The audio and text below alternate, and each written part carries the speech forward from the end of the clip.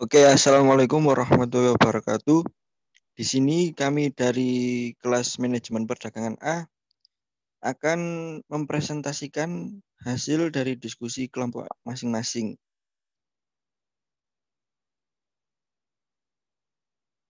Silahkan kelompok yang pertama membahas diskusi soal yang pertama. Terima kasih. Uh, saya Diana Rianti, perwakilan dari kelompok 1 akan menyampaikan pendapat dari kelompok kami. Menurut kelompok kami, itu reseller yang tepat itu yang kompetitif fitness yang United Kingdom karena biayanya menurut kami cukup rendah. Mungkin itu. Atau ada yang ingin ditambahkan mungkin dari kelompok 2 pendapatnya atau gimana?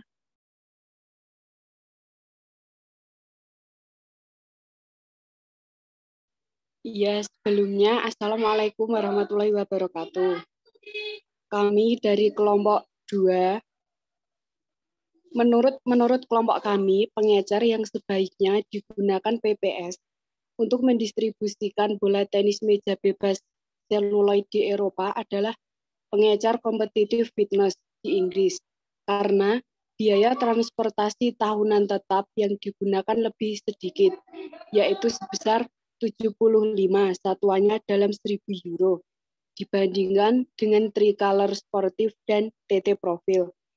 Hal ini dilakukan PPS yang bertujuan agar bisa mendistribusikan bola tenis meja bebas seluloid di negara Eropa tersebut, selain pada 6 pasar utama. Terima kasih.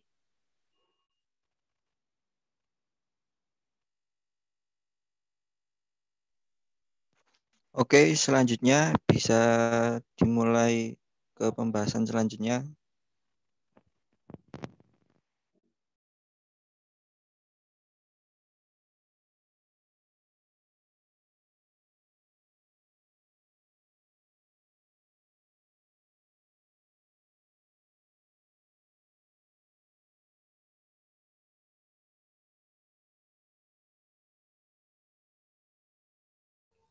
Ini poin kedua siapa ya?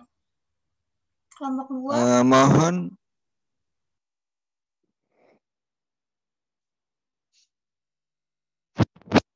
bisa dimulai ke pembahasan selanjutnya untuk kelompok yang selanjutnya.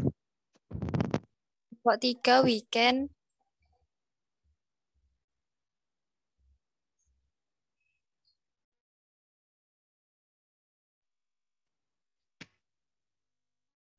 Untuk pertanyaan yang nomor 3, menurut kelompok saya, jadi pengecer yang masing-masing harus ditugaskan ke SEE, SWE, dan NEU adalah Tricolor Sportif dari Perancis, TT Profi dari Jerman, dan Competitive Fitness dari Inggris. Hal tersebut dikarenakan ketika pengecer tersebut mempunyai kontrak eksklusif jangka panjang dengan PSS atau Powerbank Sport, yang notabene-nya merupakan produsen bola tenis utama. Perjanjian kontrak tersebut juga bertujuan untuk meminimalisir biaya pendistribusian produk. Terima kasih.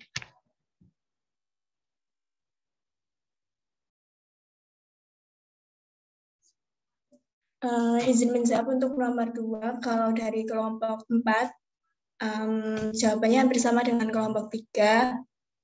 Reseller yang harus bertugas untuk mengirim barangnya ke SEE, SWE, dan NEU itu dari Tricolor Sportif, TT Profi, dan Competitive Fitness karena ketiga reseller tersebut telah memperpanjang kontraknya dengan PBS.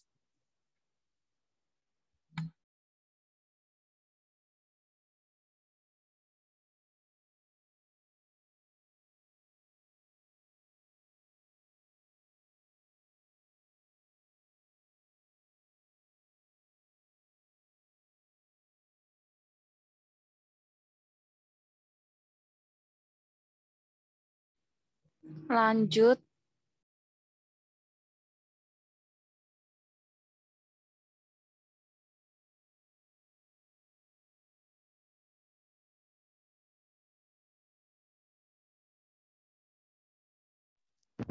Sepertinya di sini ada permasalahan dari koneksi dari yang menjawab.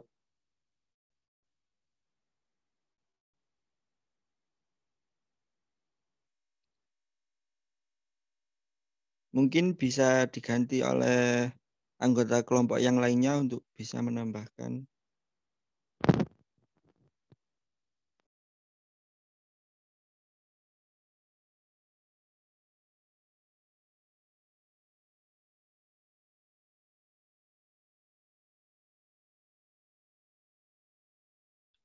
Menurut kelompok kami dari kelompok 5, terhadap poin ketiga, dalam kasus di atas disebutkan bahwa sebagai titik awal untuk meminimalkan biaya, Tuan Chen menghubungi 3 reseller. Dia mengundang perwakilan mereka ke kantornya dan menjelaskan proposalnya. Ketiga perwakilan tersebut cukup bersemangat hingga pada akhirnya negosiasi dan persetujuan kontrak dibuat. Tuan Chen meminta perwakilan lokal dari 3 reseller memperkirakan biaya transportasi tahunan mereka dari gudang terkait ke 6 pasar. Karena PPS ingin menjadi yang pertama mendistribusikan bola tenis meja bebas seluloid di Eropa, maka PPS akan menanggung semua biaya transportasi untuk kontrak pada tahun pertama. Biaya penerusan dari reseller Eropa yang dipilih ke seluruh Eropa dihitung secara independen. Yang selanjutnya akan dijelaskan oleh Mbak Regita. Untuk membuat kerjasama yang menarik bagi ketiga reseller tersebut, PPS kan membayar tahunan jumlah tetap kepada reseller yang digunakan untuk mendistribusikan kembali bola ke negara-negara Eropa lainnya. PPS juga tidak mengizinkan konflik kepentingan antara 3 pasar tidak langsung, yaitu SEE, SEW, dan NEO. Ini juga menjamin bahwa masing-masing dari 6 pasar yang disebutkan di atas secara eksklusif ditetapkan ke tepat satu reseller. Tuan Chen mendapat persetujuan umum dengan ketentuan dari ketiga reseller tersebut. Jadi pertanyaan poin 3 itu, is it necessary to use more than one reseller to serve a market? Itu jawabannya adalah dibutuhkan hanya satu reseller karena menghindari adanya konflik antara reseller satu dengan reseller lainnya. Begitu. Mungkin kelompok 6 ingin menambahkan, silahkan. Baik, terima kasih untuk kelompok 5. Jadi dari kelompok 6 sendiri, yaitu untuk is necessary to use more than one reseller to serve our market, dari kelompok kami butuh, karena alasannya yang pertama, akan memudahkan pendistribusian bola PPS itu sendiri. Karena dari kasus tersebut, adanya pengecer, maka produk itu akan lebih mudah masuk ke pasar masyarakat. Dan dijelaskan juga pada kasus tersebut juga adanya tujuan mereka ingin menjadi distribusi yang pertama dari bola PPS tanpa seluloid. Untuk alasan selanjutnya akan dijelaskan oleh anggota kelompok kami dari Fitriana dan Dela Indriana. Waktu dan tempat saya persilahkan. Oke, lalu alasan yang kedua yaitu menekan biaya distribusi. Jadi pihak produsen menjadi lebih terbantu dengan adanya beberapa pemasok yang tersebar di beberapa tempat di Eropa. Sebab mereka tidak perlu mengeluarkan biaya yang lebih banyak apabila mungkin nantinya terdapat pemasok yang berada jauh dari tempat produksinya, yaitu Cina. Biaya yang seharusnya dikeluarkan untuk distribusi tersebut dapat diminimalisir dan dibebankan kepada pemasok selanjutnya. Selain itu, biaya sisa itu juga dapat digunakan untuk modal produksi dan pengembangan bola tenis meja mereka. Lalu selanjutnya poin ketiga akan dijelaskan oleh Dela Indriana. Untuk alasan selanjutnya, dengan adanya lebih banyak pengecer tujuan dari PPS untuk menjangkau 6 target pasar mereka, yaitu Prancis, Jerman, Inggris Raya, Eropa Tenggara, Eropa Barat Daya, dan Eropa Utara menjadi lebih mudah untuk terrealisasi. Hal tersebut dikarenakan semakin banyak pasar yang ditargetkan, maka mereka harus mencari partner kerja yang lebih luas untuk menjangkau semuanya. Jika hal tersebut tidak dilakukan, maka mereka akan lebih kewalahan dalam melakukan pendistribusiannya. Sekian. Terima kasih.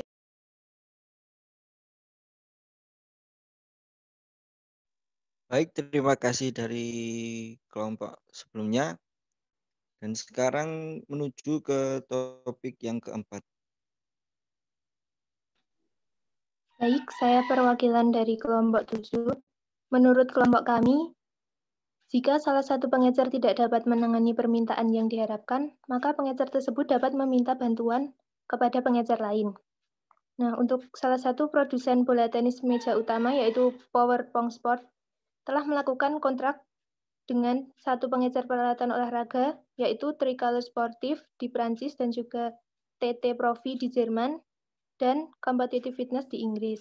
Nah, misalnya Tricolor Sportif tidak dapat menangani permintaan yang diharapkan dari SEE, SWE, dan NEU, maka Tricolor Sportif tersebut dapat meminta bantuan kepada TT Profi dan juga Competitive Fitness. Mungkin dari kedua pengecer tersebut masih memiliki barang yang belum didistribusikan kepada konsumen, sehingga barang tersebut bisa digunakan untuk membantu Tricolor Sportif untuk memenuhi permintaan yang diharapkan dari SEE, SWE, dan NEU. Terima kasih. Baik, saya perwakilan dari kelompok 8. Mungkin jawabannya hampir sama dengan kelompok 7. Namun yang akan terjadi jika reseller tidak dapat menangani permintaan yang dihadapkan oleh SEE, SWE, atau NEU, nantinya pihak SEE, SWE, dan NEU akan merasa kecewa dengan reseller karena permintaannya tidak terpenuhi. Selain itu, apabila sudah terlibat perjanjian, pastinya nanti reseller akan mendapatkan sanksi berupa ganti rugi. Mungkin selanjutnya akan ditambahkan Mbak Alvina.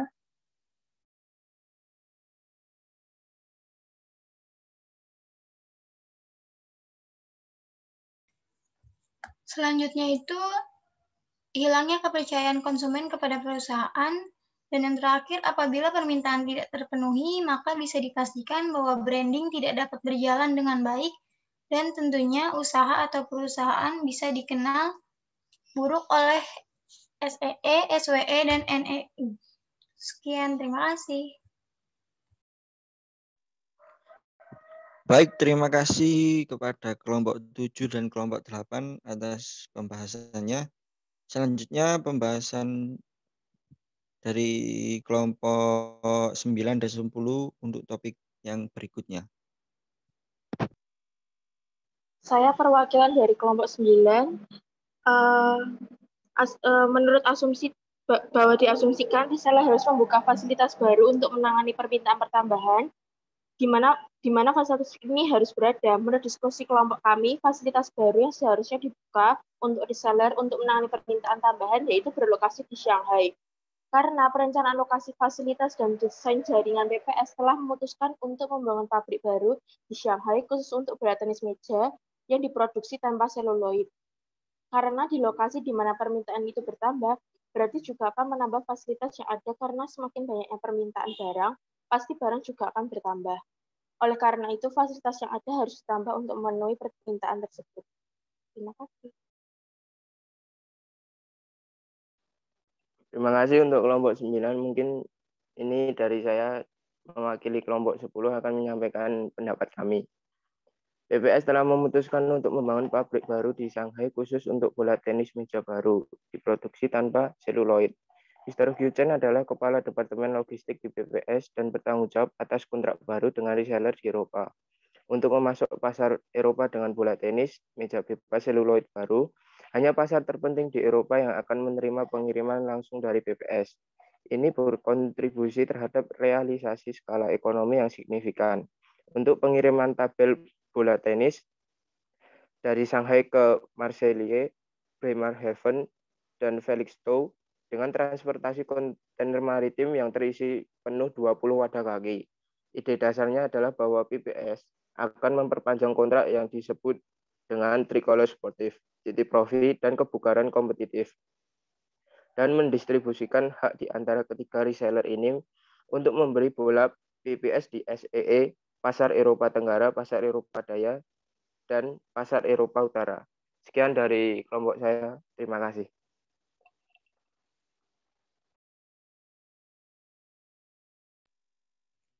Oke, terima kasih untuk kelompok 9 dan 10.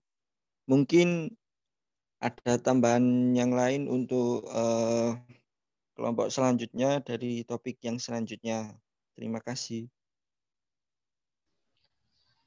Baik, saya Anindya dari kelompok 11 ingin menambahkan perihal poin ke-6 yang kelompok kami kutip dari bukunya Dmitry Ivanov yang berjudul Global Supply Chain and Operation Management, yaitu yang pertama adalah pemilihan lokasi fasilitas itu merupakan keputusan akhir untuk lokasi yang dipilih harus memadai dan diperlukan pertimbangan yang matang. Jika ada beberapa kemungkinan properti yang tersedia di bidang tanah yang sama, tentu akan menjadikan sebuah keuntungan tambahan bagi perusahaan. Nah, untuk itu diperlukan tabel faktor produksi yang dapat digunakan sebagai acuan data keuntungan dan kerugian pemilihan lokasi pendirian fasilitas.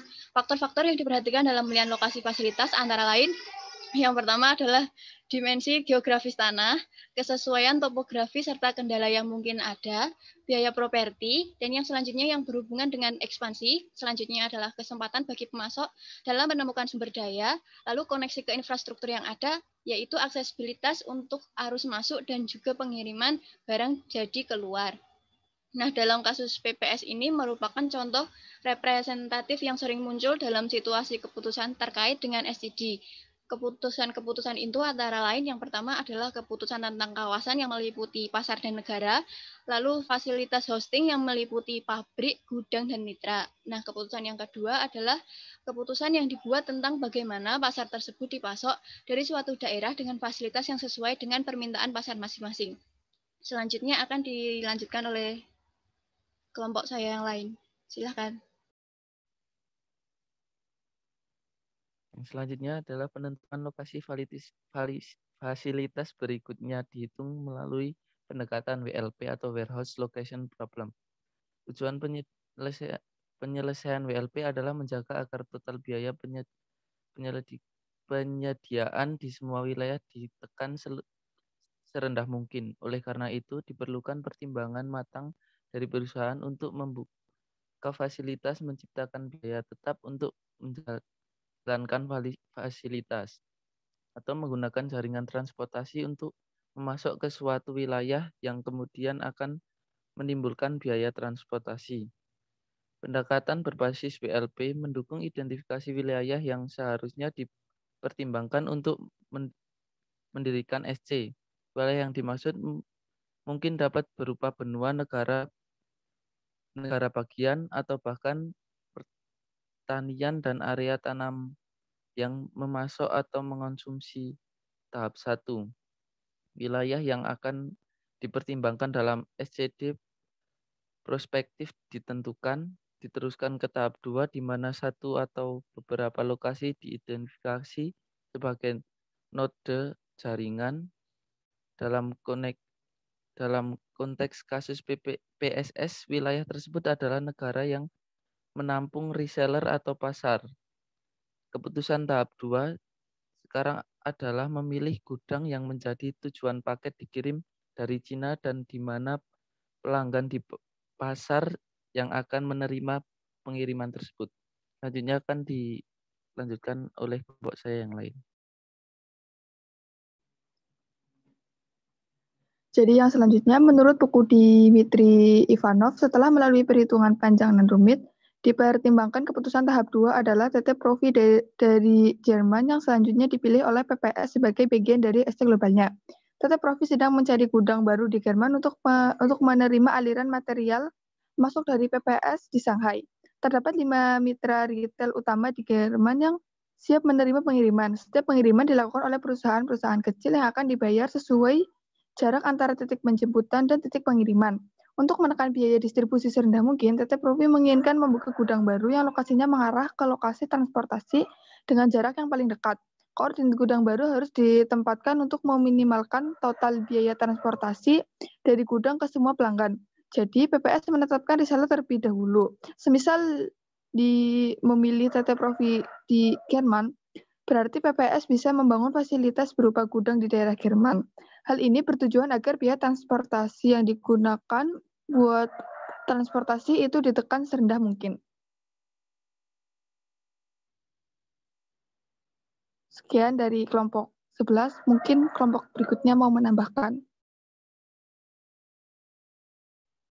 Saya, Freska, perwakilan dari kelompok 12 akan menanggapi poin yang terakhir, yaitu dalam menekankan biaya tahunan agar dapat dikeluarkan serendah mungkin, dapat dilakukan dengan cara memperpanjang kontrak para reseller, Tricolor Sportif, TT Profi, dan Competitive Fitness. Barang akan dikirim ke 6 pasar melalui salah satu dari ketiga reseller tersebut.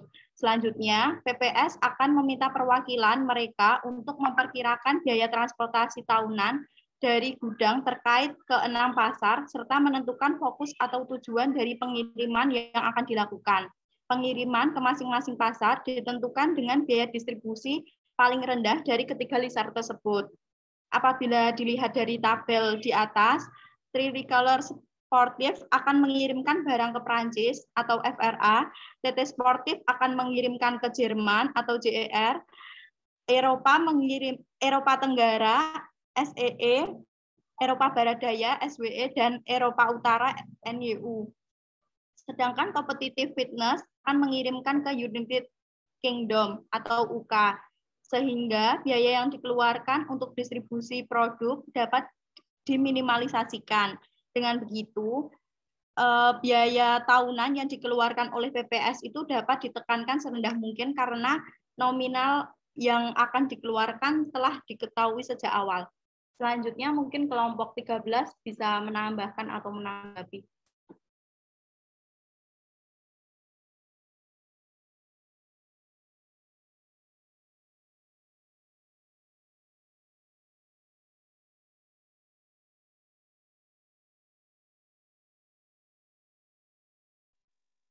Baik, boleh dilanjutkan oleh kelompok 13. Baik, izin menambahkan, saya Putra dari perwakilan kelompok 13, bahwa untuk menekan biaya tahunan yang dikeluarkan serendah mungkin, BPS akan memperpanjang kontrak yang dibuat dengan Tricolor Sportif, TT Profi, dan Competitive Fitness. Lalu Mr. Chen meminta perwakilan lokal dari ketiga reseller tersebut untuk memperkirakan biaya transportasi tahunan mereka di gudang terkait 6 pasar. Namun akhirnya PPS membayar biaya distribusi tiap reseller dengan biaya tetap tahunan kepada 3 reseller tersebut dengan jumlah yang berbeda untuk pendistribusian bola tenis ke negara-negara Eropa lainnya termasuk 6 pasar. Karena PPS telah menetapkan biaya tahunan ke reseller, hal itu dapat menekan biaya tahunan PPS rendah mungkin, karena nominalnya sudah jelas sejak awal.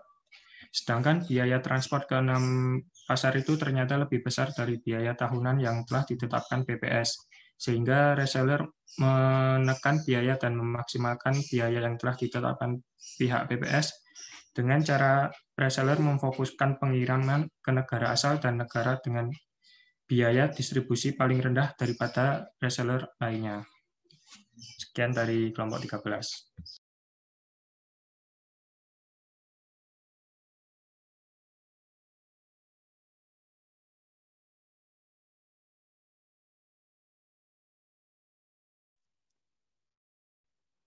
Oke, terima kasih kepada kelompok 13.